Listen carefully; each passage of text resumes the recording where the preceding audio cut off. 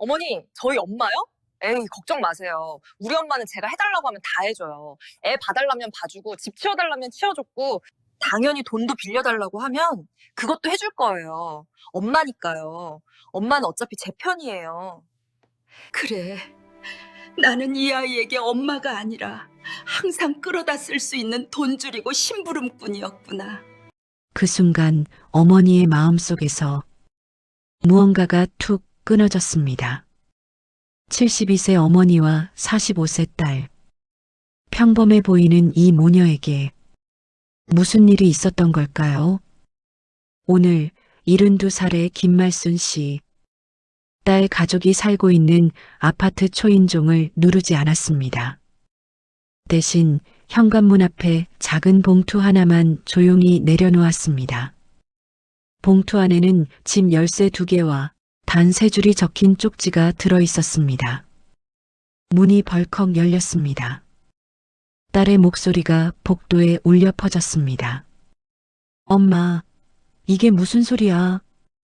하지만 어머니는 뒤돌아보지 않았습니다. 복도 끝으로 걸어가는 그 발걸음은 생각보다 가볍고 단단했습니다. 평생을 딸만 바라보며 살아온 어머니가 왜 갑자기 등을 돌린 걸까요? 도대체 그동안 무슨 일이 있었던 걸까요? 지금부터 그 이야기를 들려드리겠습니다. 영상이 마음에 드신다면 구독과 알림 설정 부탁드립니다. 그럼 시작하겠습니다. 김말순 씨가 43세 딸을 낳았을 때 동네 사람들은 입을 모아 말했습니다. 늦둥이라고 해도 너무 늦둥이다. 애 할머니가 누군지 엄마가 누군지 헷갈리겠다.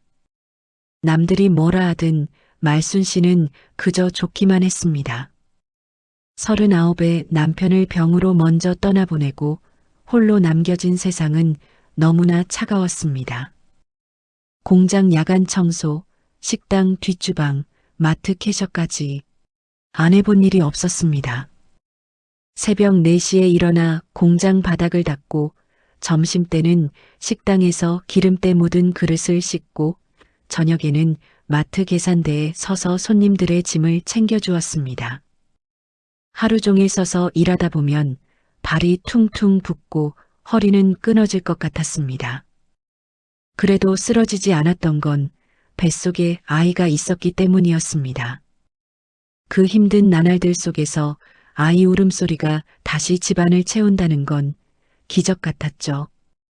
딸의 이름은 지수. 어려서부터 말도 잘하고 애교도 많았습니다. 엄마 나 커서 돈 많이 벌어서 엄마 호강시켜줄게. 진짜야. 유치원 때부터 그런 말을 입에 달고 다녔습니다. 그 말 한마디에 말순 씨의 피로는 녹아내리곤 했습니다. 딸아이를 유치원에 보내고 오전엔 음식점 설거지, 오후엔 건물 청소, 밤에는 다 쏟은 몸으로 편의점 야간 알바까지 하루에 4시간도 못 자는 날이 허다했습니다. 손바닥은 늘 갈라져 피가 배어 있었고 허리는 늘 굽은 채였습니다. 겨울이면 손이 트고 여름이면 땀띠가 온몸을 뒤덮었습니다.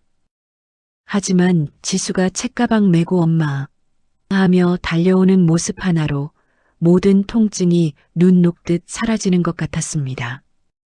이 아이만 잘 키우면 내 인생도 달라지겠지. 그 믿음 하나로 버텼습니다. 시간은 빠르게 흘렀고 지수는 고등학교, 대학까지 한 번도 학원 한 군데 제대로 다니지 못했지만 나름대로 성실하게 자랐습니다.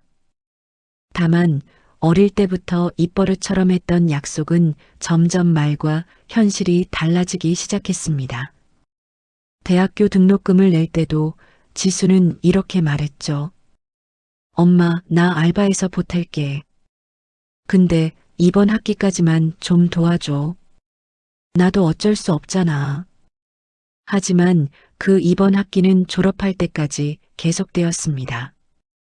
보탠다는 알바비는 항상 지수의 통장에만 머물렀습니다. 친구들과 어울려 밥을 먹고 예쁜 옷을 사고 여행을 다니는 데 쓰였습니다. 엄마, 친구들이랑 제주도 가기로 했어. 이번만 여행비 좀 보태줘. 엄마, 면접 보러 가야 하는데 괜찮은 옷이 없어. 하나만 사줘. 엄마, 이번 달만. 다음 달엔 꼭 알바해서 갚을게. 다음 달은 오지 않았습니다. 그래도 말순 씨는 믿었습니다. 내가 조금 더 고생하면 저 아이 인생이 달라지겠지. 그러던 어느 날 대학 졸업반이 된 지수가 집에 들어오자마자 환하게 웃으며 말했습니다. 엄마, 나 남자친구 생겼어. 그리고 나 시집 가야 될 것 같아. 말순 씨의 마음이 복잡해졌습니다. 기쁘기도 하고 한편으로는 서운하기도 했습니다. 아직 철도 안 든 것 같은데 벌써 시집을 간다니. 남자친구의 직업은 중소기업 대리, 시어머니 될 사람은 소위 말하는 성공한 사장님이었습니다. 혼수며 예단이며 예물이며 시댁에서는 딱 잘라 말했습니다. 돈은 우리가 더 많이 있을지 몰라도 요즘은 여자 집 형편도 봐야 하는 거 아시죠? 지수 씨 쪽에서도 성의는 보여줘야죠. 그 말에 말순 씨는 속이 뒤집어지는 것 같았습니다. 평생 딸 하나 키우느라 모은 돈이 전부인데 그걸 성의가 없다고 하다니. 말순 씨의 통장에는 당장 털어도 5천만 원이 채 안 되는 돈뿐이었습니다. 평생 허리 굽혀 모은 피 같은 돈이었죠. 하지만 딸은 싸늘하게 말했습니다. 엄마, 요즘 결혼하는데 그 정도도 못해? 친구들은 다 부모님이 도와준다. 나만 그런 거 못 받으면 너무 억울할 것 같은데. 그 말이 말순 씨의 가슴에 비수처럼 꽂혔습니다. 억울한 건 누구인지 정말 모르는 걸까요? 그날 밤 말순 씨는 통장을 들고 한참을 앉아 있었습니다. 손때 묻은 통장을 펼쳐보니 숫자 하나하나가 허리 아프게 일한 날들이었습니다. 새벽에 일어나 바닥을 닦던 날, 손이 트도록 설거지하던 날, 밤늦게까지 계산대에 서 있던 날. 그 모든 날들이 이 숫자로 남아 있었습니다. 결국 눈을 감고 도장을 찍었습니다. 그래, 얘 인생이 걸린 일인데 내가 좀 더 궁상맞게 살면 되지. 그렇게 딸은 눈부신 웨딩드레스를 입고 호텔 웨딩홀을 가득 채운 하객들 앞에서 행복한 미소를 지었습니다. 꽃보다 예쁜 딸을 보며 말순 씨도 눈물을 글썽였습니다. 그래, 이 모습 보려고 내가 그렇게 고생한 거지. 그런데 그날 피로연에서 들려온 한마디가 말순 씨의 가슴에 못처럼 박혔습니다. 지수의 시어머니가 양가 어른들이 모인 자리에서 웃으며 농담처럼 내뱉은 말이었습니다. 우리 집은 아들 하나밖에 없어서 나중에 노후는 걱정 없겠어요. 얘가 알아서 하겠죠, 뭐. 그 말에 지수는 씩 웃으며 말했습니다. 엄마, 걱정 마세요. 나랑 오빠가 평생 모실게요. 그 엄마는 시어머니를 향하고 있었습니다. 말순 씨는 옆에서 머쓱하게 박수를 쳤습니다. 웨딩홀 가득 울려 퍼지는 축하 박수 소리 속에서 말순 씨만 홀로 멈춰 있는 것 같았습니다. 그래, 저 자리는 원래 저 엄마 자리가 아니니까. 씁쓸한 웃음이 새어나왔습니다. 그날 이후 딸은 진짜 사장님 며느리가 되었습니다. 그리고 어머니의 시녀가 되는 날도 그리 오래 걸리지 않았습니다.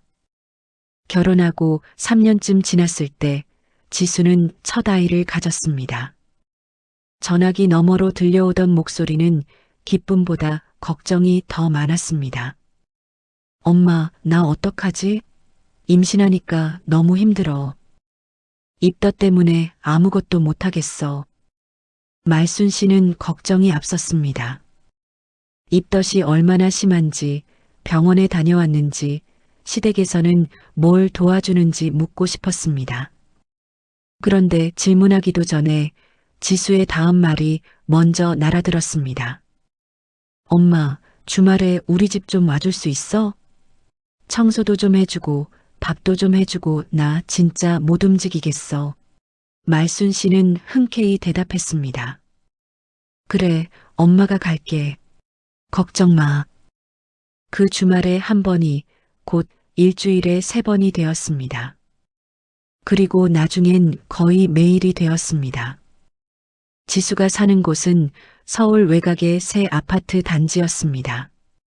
말순 씨가 사는 낡은 빌라에서 대중교통으로 한 번에 가는 길은 없었습니다. 버스를 2번 갈아타고 지하철을 한 번 타고 다시 마을버스를 타야 겨우 도착할 수 있는 거리. 편도로만 1시간 반이 넘게 걸렸습니다. 그래도 말순 씨는 아침 일찍 일어나 가방에 반찬 몇 가지를 챙겨 들고 허리를 부여잡고 딸 집으로 향했습니다. 버스 안에서 흔들리다 보면 허리가 끊어질 것 같았습니다. 그래도 딸이 힘들다는데 어떻게 안 갈 수가 있겠습니까? 현관문을 열면 꽃 같은 풍경이 펼쳐졌습니다. 싱크대에 산처럼 쌓인 그릇들, 바닥 여기저기에 널브러진 아이 장난감과 양말들, 냄새가 나기 시작한 쓰레기 봉투들, 소파에는 과자 부스러기가 흩어져 있고 화장실에서는 곰팡이 냄새가 풍겨왔습니다. 아니, 이 정도면 혼자 살던 총각 자취방이 낫겠네. 투덜거리면서도 먼저 고무장갑을 끼는 손은 멈추지 않았습니다. 설거지를 하고 세탁기를 돌리고 건조대에 빨래를 널고 욕실 곰팡이를 닦았습니다. 거실 바닥을 쓸고 닦고 화장실 변기를 닦고 냉장고 속 상한 음식을 버렸습니다. 그렇게 2~3시간이 훌쩍 지나 있었습니다. 점심때가 되면 냉장고를 뒤져 뭐라도 만들어 놓았습니다.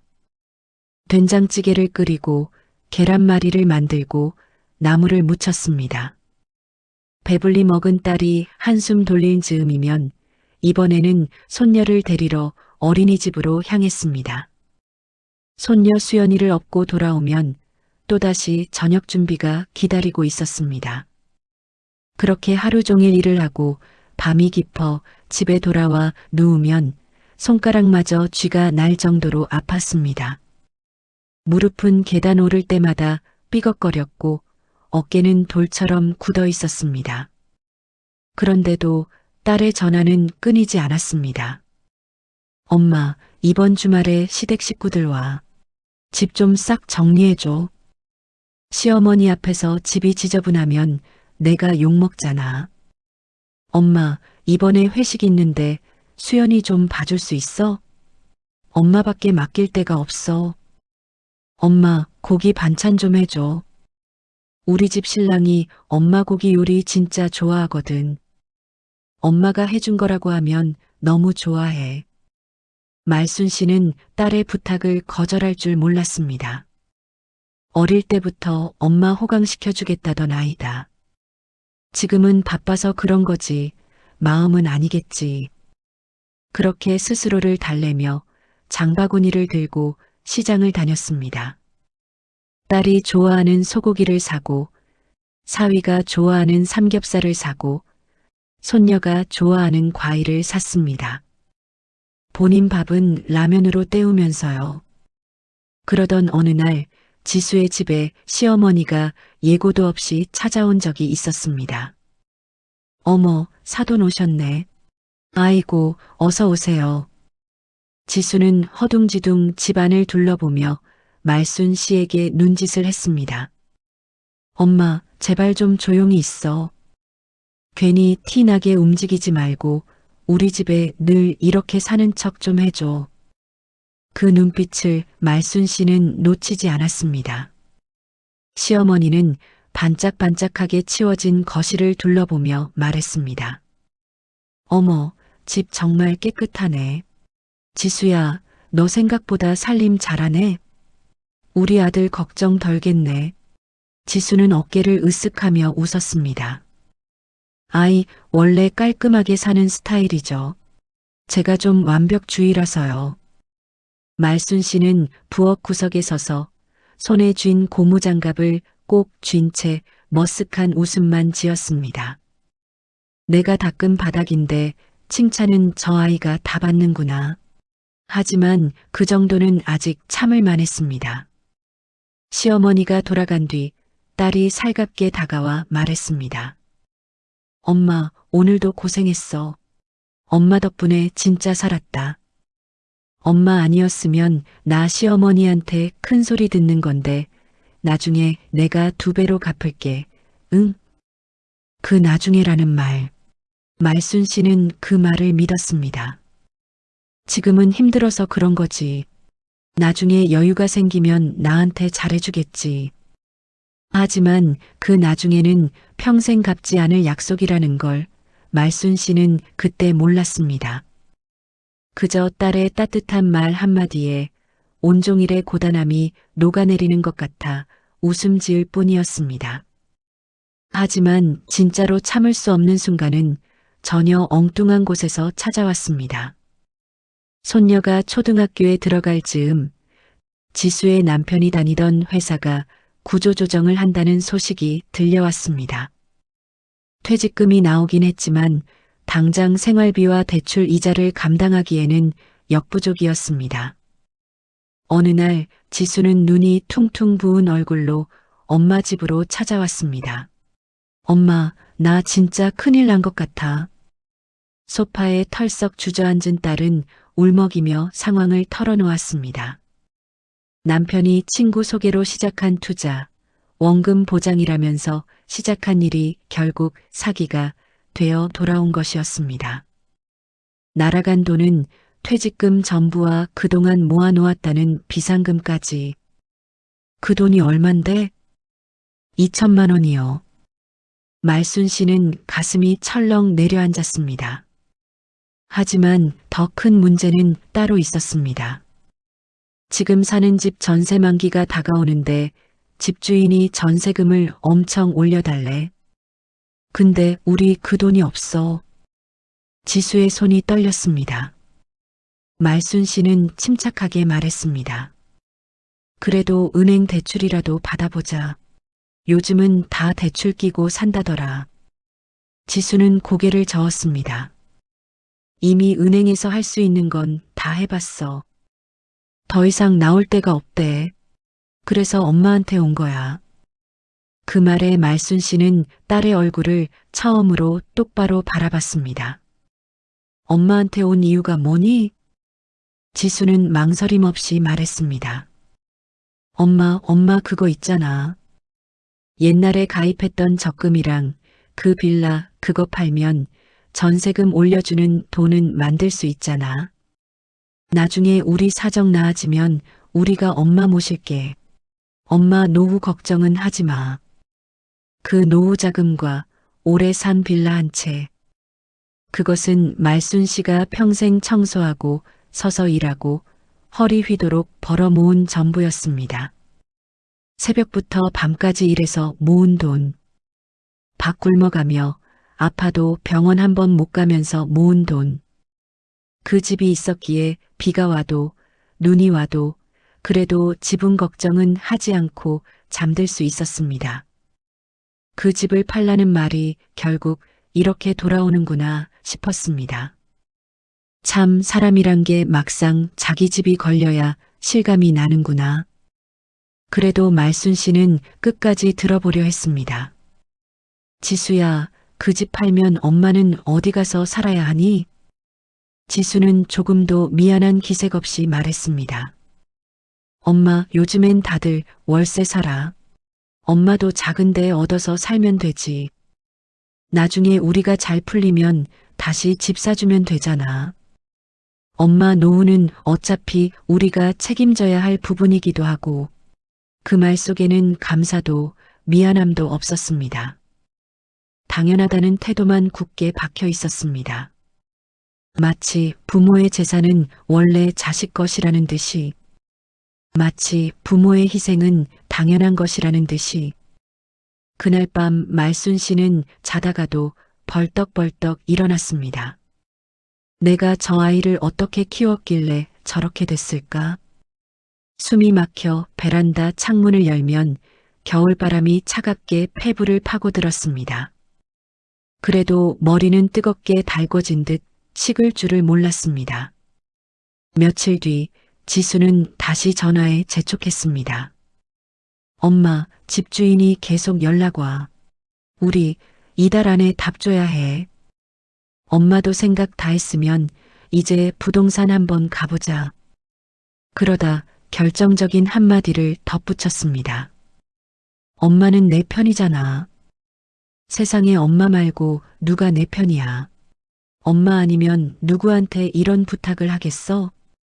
그 순간 말순 씨는 속에서 뭔가 툭 끊어지는 소리를 분명히 느꼈습니다. 그래, 나는 이 아이에게 엄마가 아니라 늘 끌어다 쓸 수 있는 돈줄이고 심부름꾼이었구나. 엄마는 내 편이잖아. 그 말은 엄마를 사랑해가 아니었습니다. 엄마는 내가 원하는 대로 해줘야 해라는 뜻이었습니다. 그리고 그날 밤 우연히 들은 한 통의 전화 통화가 그 생각을 확신으로 바꾸어 버렸습니다. 배달 온 택배를 들고 딸 집 현관 앞에 서 있던 날이었습니다. 문이 살짝 열려 있었고 안에서는 지수와 시어머니의 전화 통화가 들려왔습니다. 어머니, 저희 엄마요? 에이, 걱정 마세요. 우리 엄마는 제가 뭐라고만 하면 다 해줘요. 애 봐달라면 봐주고, 집 치워달라면 치워주고, 돈 빌려달라면 아마 그것도 결국 해줄 거예요. 엄마니까요. 엄마는 어차피 제 편이니까요. 어머니가 너무 걱정 안 하셔도 돼요.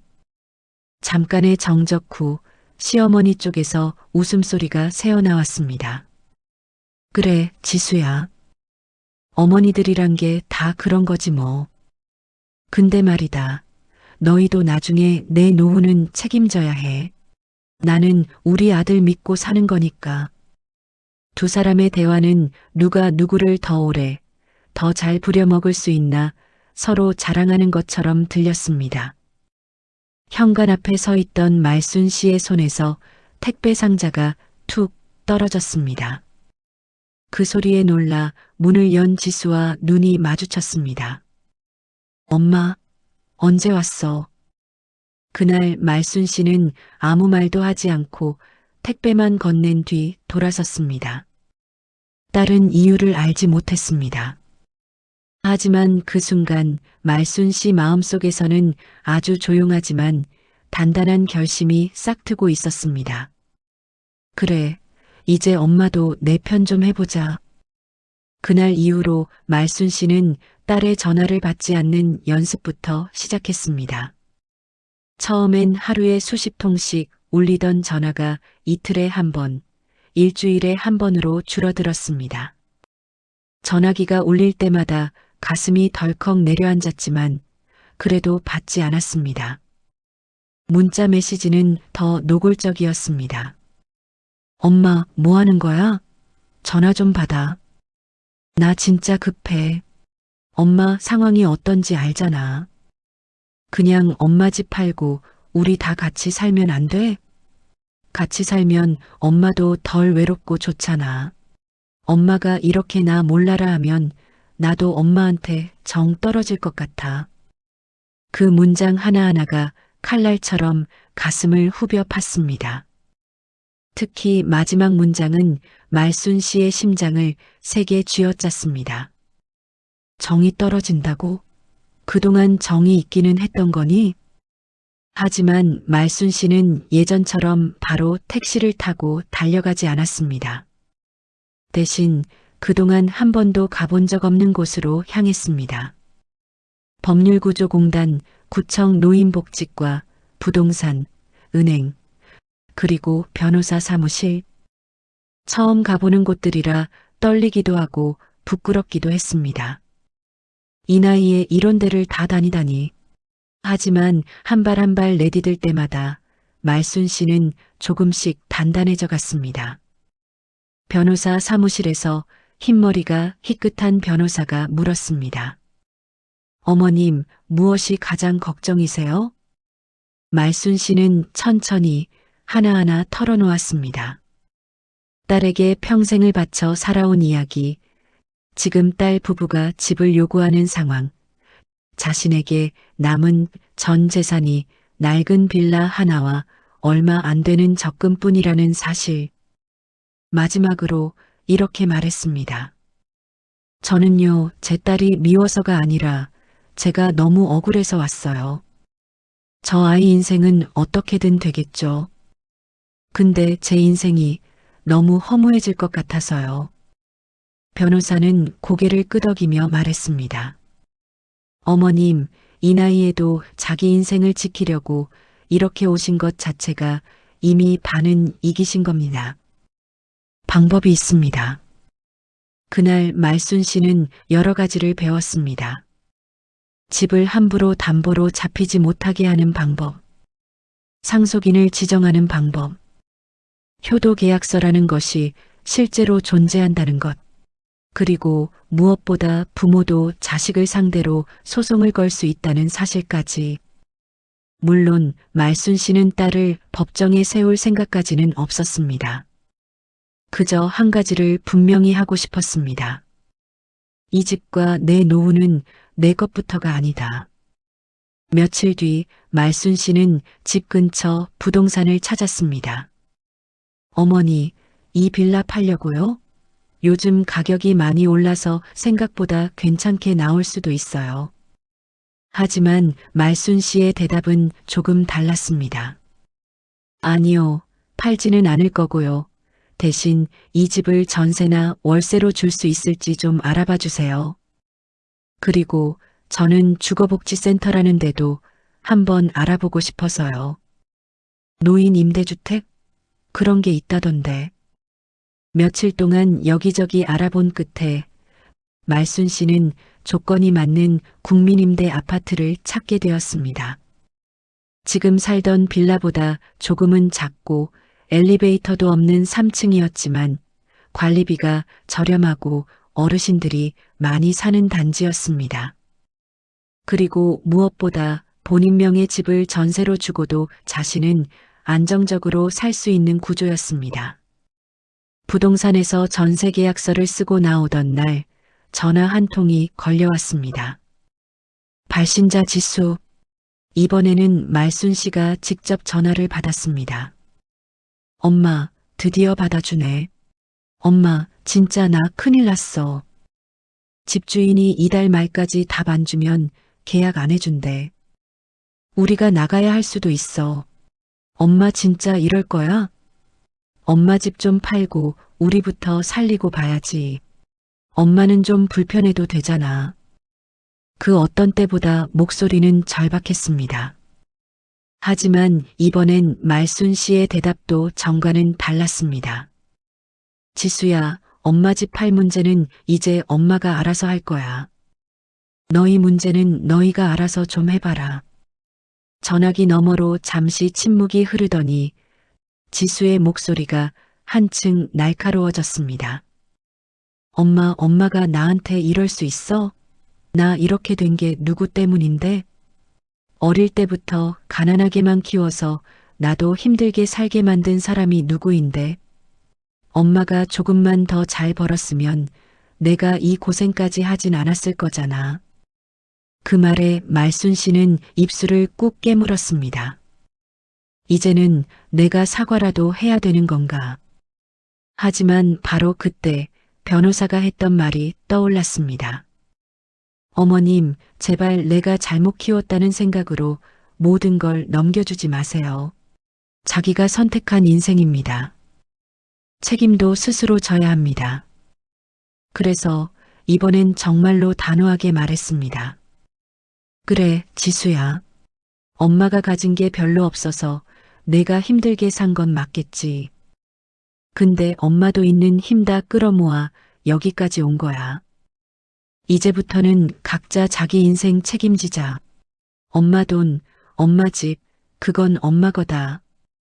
전화를 끄는 그날 밤 말순 씨는 오랫동안 울지 않았습니다. 눈물 대신 펜을 들고 한 장, 두 장 종이에 뭔가를 쓰기 시작했습니다. 유언장 초안, 앞으로의 지출 계획, 집 전세금 관리 방법, 누구에게 얼마를 남길지에 대한 생각들, 그리고 마지막 장에 이렇게 적었습니다. 내 남은 노후는 딸이 아니라 나를 아껴주는 사람과 나 자신을 위해 쓰겠다. 어머니의 반격은 소리 소문 없이 하지만 착착 진행되고 있었습니다. 몇 달 뒤 지순의 집 전세 계약 만기가 다가왔습니다. 집주인은 더 이상 전세 연장을 해줄 생각이 없었습니다. 지수는 결국 엄마에게 마지막으로 도움을 청하기로 마음먹고 말순 씨의 집을 찾아갔습니다. 하지만 낡은 빌라 현관문에는 이사 갔습니다. 작은 종이 한 장이 붙어 있을 뿐이었습니다.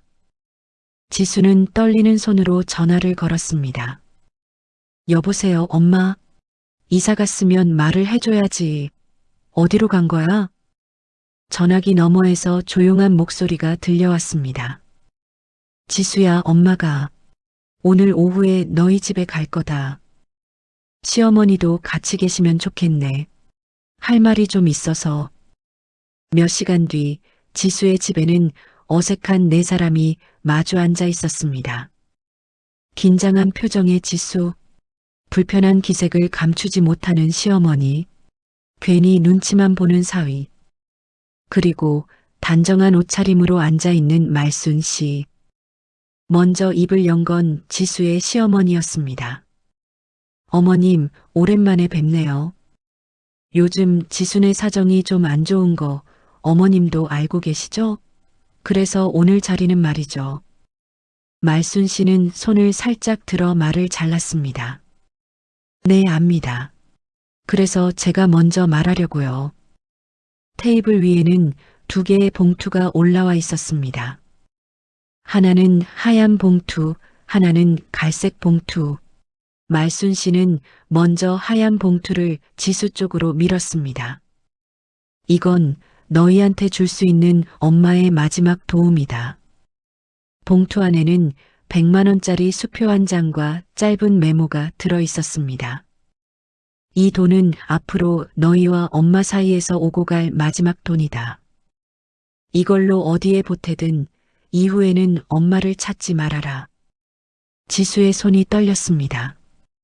엄마, 이게 뭐야? 이 돈으로 우리가 뭘 하라고 지금 상황이 어떤지 알면서. 하지만 말순 씨는 갈색 봉투를 꺼내 이번에는 시어머니 쪽으로 밀었습니다.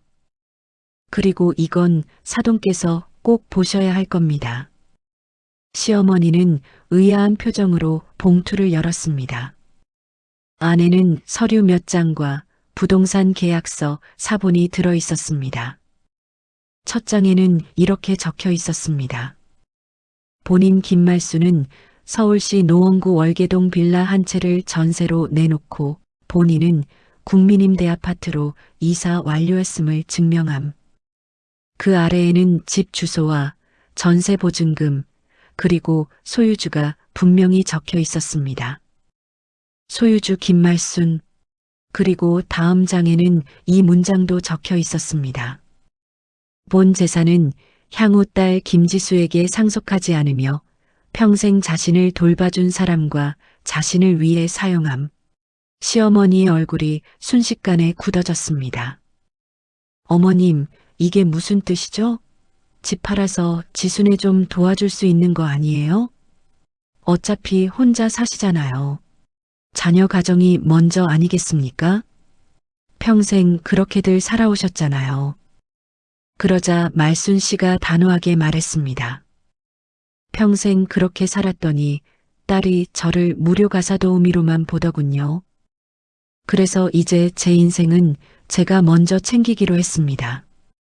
지수는 그제야 상황을 이해한 듯 소리를 질렀습니다. 엄마 지금 우리 버리는 거야? 그깟 집 한 채 때문에 자식이랑 인연 끊을 거야? 말순 씨는 조용히 딸을 바라봤습니다. 그 눈빛에는 슬픔도 있었고 단호함도, 그리고 약간의 연민도 섞여 있었습니다. 지수야, 엄마가 널 버리는 게 아니라 이제부터는 엄마를 조금이라도 엄마 편에 두기로 한 거야. 너는 평생 내 편만 들었잖니. 엄마는 내 편이니까 그 말 한마디로 엄마 삶을 다 가져가려 했잖아. 이제 그만하자. 지수의 시어머니가 못마땅한 얼굴로 끼어들었습니다. 그래도 자식인데 그렇게까지 하실 필요가 있나요? 저희도 사정이 어렵고. 말순 씨는 싫은 소리 한 번 하지 않고 그저 웃었습니다. 사돈, 사정 어려운 건 이해합니다. 근데요, 사돈도 아시죠? 내 딸이 늘 말하던 거. 우리 엄마는 뭐라 해도 내 편이다라고. 시어머니는 대답하지 못했습니다. 말순 씨는 마지막으로 이렇게 덧붙였습니다. 오늘부로 저는 제 편 좀 들려고 합니다. 그리고 제 집은 앞으로 월세 주는 집이 될 겁니다. 어디에 살든 얼마를 내든 이제부터는 여러분 몫이에요. 저한테 기대지 말고 여러분 힘으로 사세요. 저도 이제 제 힘으로 제 삶을 살 겁니다. 그 말을 남기고 말순 씨는 자리에서 일어섰습니다. 지수는 울먹이며 엄마의 팔을 붙잡았습니다. 엄마, 제발 한 번만 더 생각해줘. 나 진짜 잘할게. 다시 엄마한테 잘할게. 그러니까 이번 한 번만 도와줘. 응? 엄마 제발. 말순 씨는 그 손을 살며시 뿌리치며 말했습니다. 지수야, 너한테 마지막이었던 적이 한 번이라도 있었니? 항상 이번 한 번만 그러면서 엄마 인생 다 가져갔잖아. 이제 진짜 마지막은 엄마가 정한다. 현관으로 나가기 전 말순 씨는 테이블 위에 또 하나의 작은 쪽지를 남겼습니다. 너희가 진짜 힘들다면 엄마 대신 서로의 어깨에 기대라. 엄마 어깨는 이제 내 몸 하나 이끌고 가기에도 벅차다. 그렇게 문을 닫고 나오는 순간 복도 끝에서 말순 씨의 발걸음은 이상하리만큼 가벼웠습니다. 집으로 돌아가는 길 오랜만에 거울을 보며 생각했습니다. 그래, 이제 좀 사람 꼴이네. 누구 엄마 말고 그냥 나 김말순. 그날 밤 작은 국민임대 아파트 방 안 TV에서는 시니어들을 위한 건강 프로그램이 나오고 아랫집 할머니가 가져다 준 떡이 식탁 위에 놓여 있었습니다. 전화벨은 울리지 않았지만 이상하게도 집안은 조용히 따뜻했습니다. 말순 씨는 작게 중얼거렸습니다. 복수라는 게 별거 있니 안 줘도 될 사랑까지 다 쥐어주다가 이제야 제자리에 돌려놓은 건데. 그리고 창문 너머로 보이는 작은 달을 바라보며 웃음을 지었습니다. 부모라는 이름으로 모든 것을 내어주는 것이 사랑일까요? 아닙니다. 진짜 사랑은 나 자신을 지키면서 하는 것입니다. 당신이 누군가의 엄마이기 전에 당신은 당신입니다. 오늘 하루도 당신 자신을 먼저 안아주세요. 끝까지 시청해 주셔서 감사합니다.